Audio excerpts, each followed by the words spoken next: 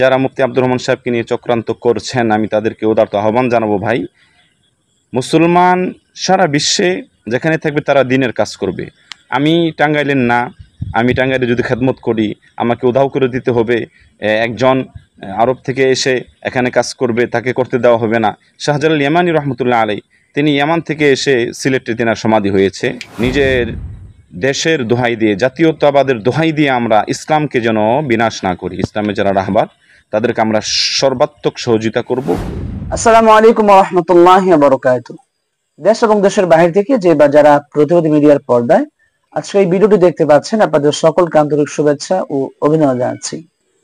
টাঙ্গাইল ধুলাছড়ি মাদ্রাসার ইফতা বিভাগের প্রধান মুফতি আব্দুর রহমান সাহেবকে নিয়ে চলমান এই পরিস্থিতিতে কথা বলবার জন্য আমরা আজকে আমাদের স্টুডিওতে আমন্ত্রণ জানিয়েছি টাঙ্গাইল বেতুয়া জামে মসজিদের সাবেক ইমাম এবং বিশ্বনবী সাল্লাল্লাহু আলাইহি ওয়াসাল্লাম মাদ্রাসার সাবেক মুহতামিম হযরত মাওলানা তৈয়ব আলী আকন্দ সাহেবকে।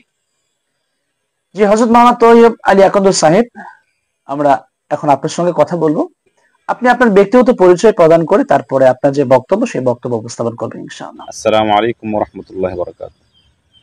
সম্মানিত দেশবাসী, আমি মোহাম্মদ তৈয়ব আলী আকন্দ, শেরপুর।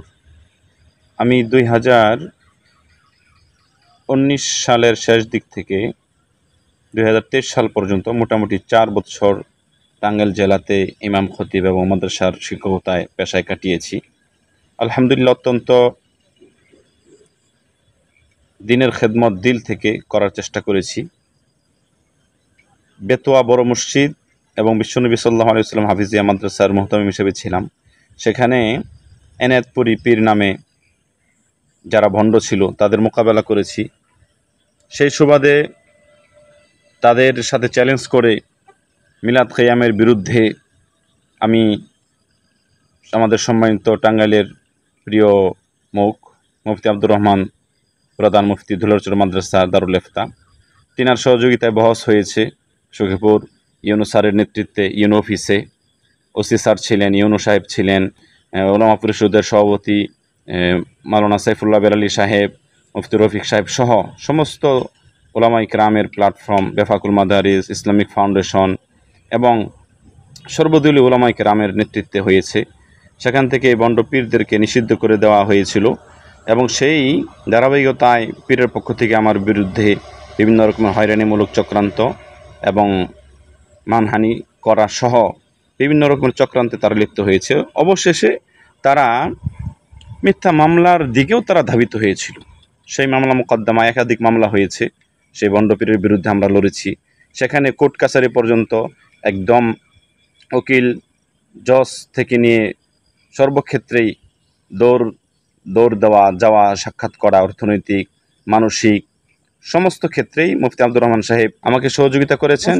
আমি সেই বর্তমানে সময়ে মুফতি আব্দুর রহমান সাহেবকে চাচ্ছেন না বা তাকে সরিয়ে দিতে চান, তাকে টাঙ্গাইল থেকে বিদায় করে দিতে চান, তো সেক্ষেত্রে আপনার বক্তব্য কি বা তাদের ব্যাপারে আপনি কি বলবেন? বর্তমান ইস্যুতে যারা মুফতি আব্দুর রহমান সাহেবকে নিয়ে চক্রান্ত করছেন আমি তাদেরকে উদারত আহ্বান জানাবো, ভাই মুসলমান সারা বিশ্বে যেখানে থাকবে তারা দিনের কাজ করবে। আমি টাঙ্গাইলের না, আমি টাঙ্গাইলে যদি খেদমত করি আমাকে উধাও করে দিতে হবে। একজন আরব থেকে এসে এখানে কাজ করবে, তাকে করতে দেওয়া হবে না।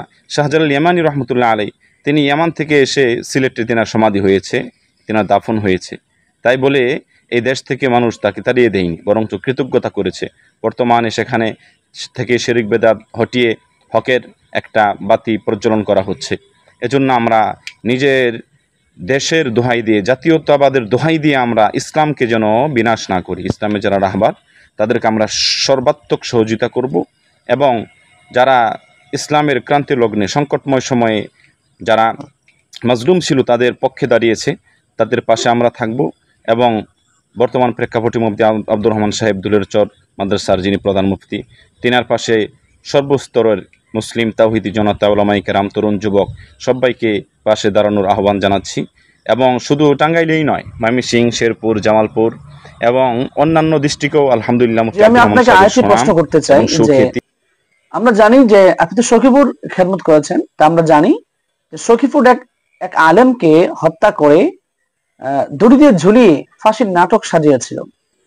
তো সেই জায়গায় যখন টাঙ্গাইল কওমি উলামা পরিষদ যখন এটার প্রতিবাদ করতে যায়, বিশেষ করে আব্দুর রহমান সাহেব যখন বলিষ্ঠ ভূমিকা রেখেছিলেন, তো সেক্ষেত্রে স্থানীয় নেতারা চেয়েছিলেন যে এটাকে ধামাচাপা দিতে।